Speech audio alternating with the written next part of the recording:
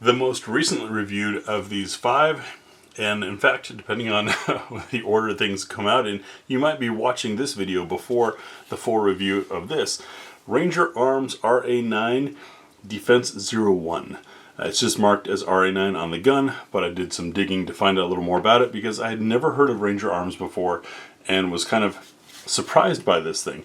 Now it does use what they're calling a monoblock construction. You see this black here on both sides, that's steel. There's a big steel chassis, so to speak, inside that. Somewhat akin to how Graham Power has been doing it, but not quite as complex. I've done a little less expensively, which helps keep the price down. This thing I picked up for under $300 and love the texture on it. You know, sometimes Cerakote adds slick, sometimes Cerakote adds a nice feel. The Cerakote plus this fissure texture, plus being able to get my whole hands on the thing, made it a real pleasure to shoot. Also have a dual spring recoil system in there, which helps soak up recoil, and of course that 4 1/4 inch barrel and longer slide helps a bit as well. Magazines are CZ75 pattern, which is excellent for availability.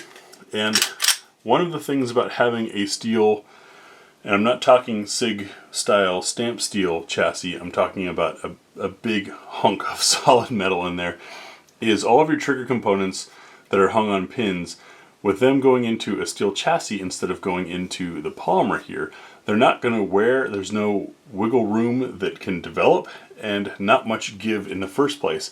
And so you end up with a very consistent trigger, which is exactly what T and I noticed when we reviewed this. Very predictable trigger, very controllable trigger, and also very crisp, in part because you don't have that slop that happens when you're running pins through polymer. Now for the range footage on the Ranger Arms RA9.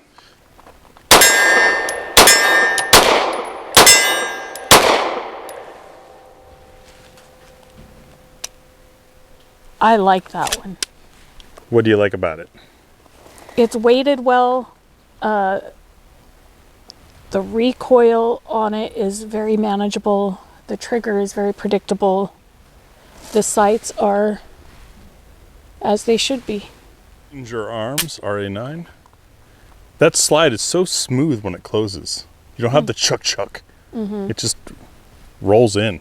I am noticing some wear on the barrel hood though. Like, it's maybe right at the limit of what the thing wants to do.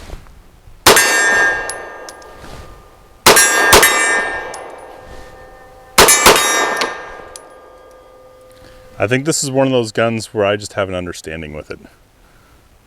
Like it fits me. Kind of classically designed, and so it's just a second nature. Yeah, it's like it's not trying too hard in any one direction to do anything too wild with the trigger, and the ergonomics are just there. These are finger grooves that actually fit me, which may be a first. Nope, I take that back. My middle finger fits, my ring finger starts to get a little bit off, but then it's compensated for by the extra space down here for my pinky to get there. But the middle finger to me is very important. Okay.